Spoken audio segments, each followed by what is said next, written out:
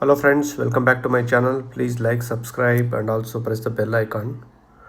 So today's topic is about some of the quotes of Mr. Warren Buffett. So top 10 quotes. So first one I think you would have heard actually most of you. So be fearful when others are greedy and greedy when others are fearful. So that means if there is a war or if there is a COVID and if there is any market crash, so most of the people they will try to sell the stocks and then they try to get away from the market. So I think if you see the Warren Buffett's meaning is, I think that is the right time to buy. So that is the meaning of the first one. So when the market is crashed, uh, if you see the history, if the US market and all exist from almost like one more than 100 years, uh, so the market will always come back. People, they don't have any other option, so they have to come back only to equity. Even the government of even different governments also invested. Even if you see Indian government, so they have also invested in all the PSUs, including other private companies as well. That's why the equity will always come back. So you should show patience and you should be show some courage when this kind of market sell happens, crashes happens. So you can observe for few days, and if it is going down and down, and maybe when it is start coming up, so I mean nobody can predict the bottom and also nobody can predict the high. Of course, you can take a calculated risk and you can start deploying the money, for example in 5 or 6 splits. Yeah, that is the meaning. Second one is, it's far better to buy a wonderful company at a fair price than a fair company at a wonderful price. I think this is also very important. I think different people use different strategies. Some people use mm, value stocks, undervalued stocks. So it's called value investment. So they are actually never going to overpay to any of the stock. So that way is actually undervalued stock. I think if you are able to buy undervalued stock at a, I mean, great company, so then it is best one. For example, just to give an example, so currently if you see IT stocks, so they are being actually beaten down like crazily. If you see Infosys, TCS, these companies already there from more than 20 years. Even though there is an impact of AI and all, but I think these companies survived all those different kinds of challenges. So these companies will definitely exist. I think that is what Warren Buffett says. So you, even if it is over little bit overvalued also, better to buy a wonderful company. If you see the history as well as if you see the US market, I think only few companies only will make the money. All other companies will be there actually in the Sensex or maybe in the Nasdaq or wherever. So they will be there, they will go up and they will go down. So they will never be able to increase the sales, for example 10% or 15% every year. Profitability they will not increase. So one year they will go up and one or the other reason they will come down. I think you need to identify the good companies, wonderful companies which are going at a good sales growth as well as profit growth, as well as they've got a moat actually. Moat means one of the strength of the company, where the company cannot be go bankrupt or something like that. These kind of companies you need to buy. And also of course the good promoter, there is no debt and all these criteria will come. But Warren Buffett saying is that one wonderful company you have to buy at a fair price. So there is also one more concept actually, it's called cigar butt concept. So there also, I mean, it is like that, which is undervalued currently, and this will come up to a fair value, then you can sell it. I think there are different strategies. Even there are some companies who, those who got so much of assets they are holding, the maybe the market is given half of the price now. So some people also buy that kind of companies and then they will wait till it comes back to the fair price and then they will buy. I think there are different strategies, but I think Warren Buffett strategy is should always buy a wonderful company at fair price. I think that's why if you see the cash holding and other things, he will wait for years together. It doesn't matter, I think 1 year 2 year, he does not lose the patience. So he'll always be holding with cash. If he find an opportunity, he will grab it with full hand. I think he's going to enter full, like 20% 30% of the stake or something like that. So here the next one is, the stock market is device for transferring money from the impatient to the patient. I think this is very very important. There is also another saying, by Warren Buffett. So if you are not able to hold a stock for minimum of 10 years, so don't even think of owning it for 10 minutes. So if you keep always this in mind, if you buy a wonderful company, so in 10 years time, definitely you will never lose money, and it will, like, give a magic compounding kind of returns. So that's why, I mean, if you also, that is one saying by Warren Buffett. Apart from that, there is also another saying. He says, if your lifetime, if somebody give you some 20 stacks of cards, so thinking that it is each one card is one company, you have only 20 options to buy. So then you are very, very, very calculative. You think about all the angles. You look at the promoter, you look at the industry, you look at the whether it has got any skill or moat or something like that. So then only you will buy. I think that is another saying. But however, I think even in that case also, if you want to hold it for 10 years, and if you have got only few choices to buy, then I think that's where, you will think of buying the companies very seriously. Not like, somebody says on the TV, or somebody it has come in the newspaper, you will not buy that way. So think always, you're going to buy any stock, you will hold it for at least minimum 10 years. So I think the next one is also same. I said 10 years, but he says that actually the favorite holding period is forever. If you see, for example, Mr. Rakesh Janjanwalaji in Indian market context, so he has bought a Titan in the year of 2003. Of course, the price was 6 rupees or something that time. If you see Titan now, it's almost like 4,000 in spite of splits and bonuses and all those things. So you can think of, he's holding it from almost like 23 years. So he's still holding it. I think it's his biggest holdings. Similarly, if you see Warren Buffett portfolio, he's also holding this Apple, Amazon, and all these companies as well from a long time, more than 20 years. Yeah, that's what I mean. You should always go with that mindset. I will hold it for 10 years, or I will hold it forever. So unless otherwise the scenario changes, for example, there is a change in government policy, because of that company can get impacted, and they also, you foresee that the moat has gone, and there is no growth in that. I think that, of course, and also other reason could be you need the money and you need to sell it out. So these are all some of the reasons, so where you can sell. Otherwise, you should always go with the mindset that you're never going to sell this stock.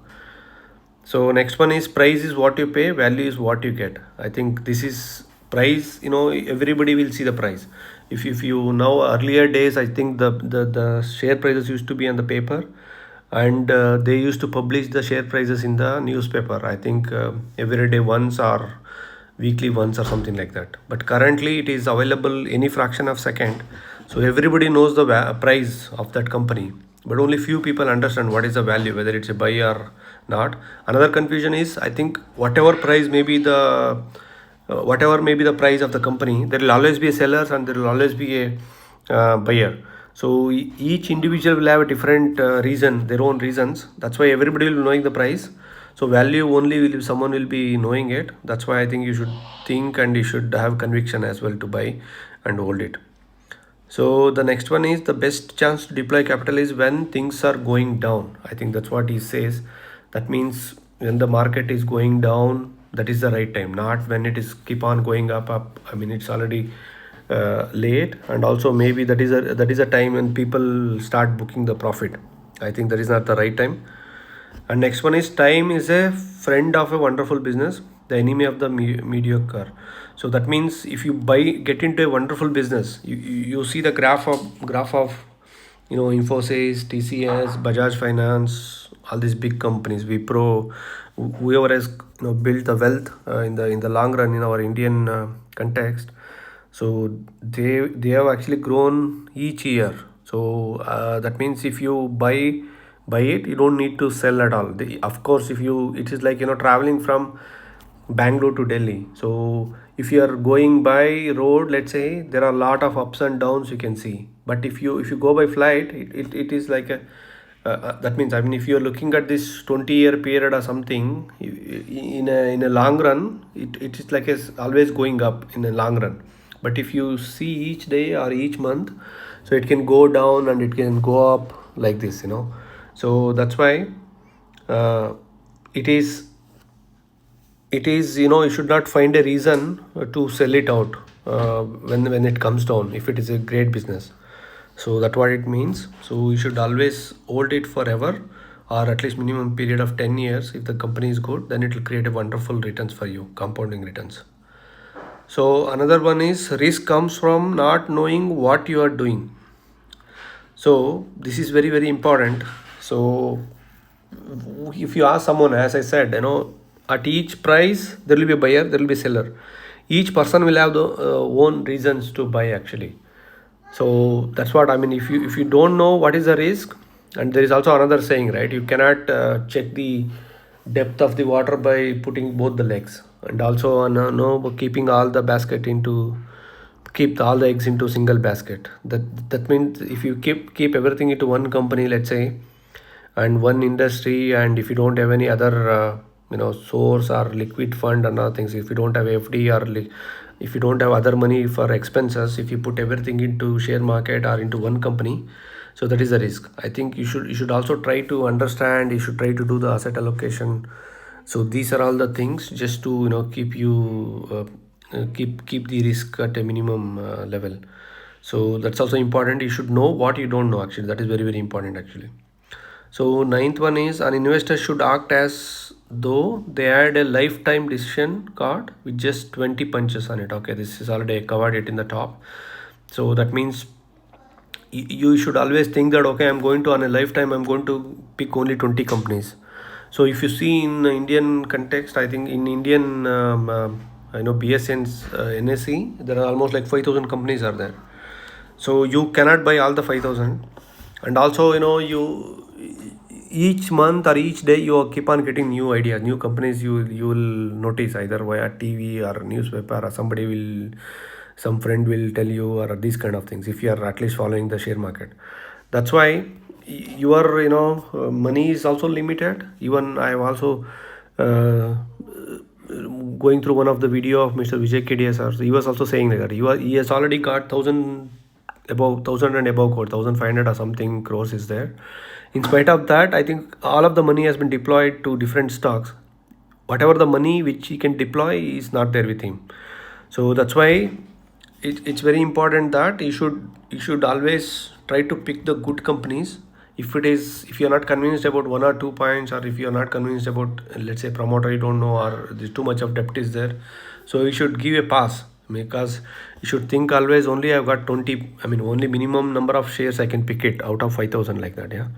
So this is what another very very important one. If you start thinking this way, and if you start thinking about 10 years, so you will, if you minimum, if you are going to hold for 10 years, you already start thinking that, okay, so in 10 years time, whether this company exists or not, I think the question will start from there. You yourself will start answering that, okay, this will be there, I don't know what are the disruption may come up to this industry, and all those questions you will start answering yourself.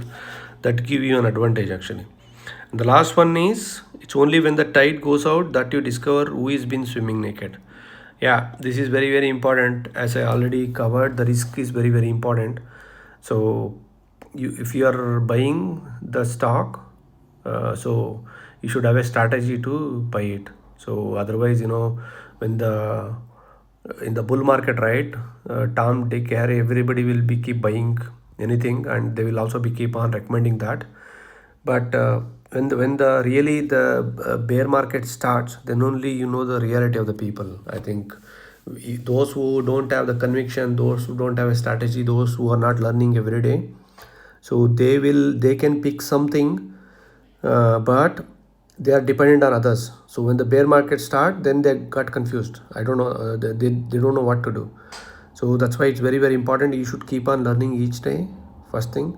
Second thing, you should have conviction. If you have picked up some idea, you should know at least the minimum basic things, like why you bought it, what was your conviction, whether there's a moat, whether the promoter is good, whether the debt is not there, whether they're going to give a sales growth of 10% or 20% every year, whether there's a profit growth, and all those things you should know.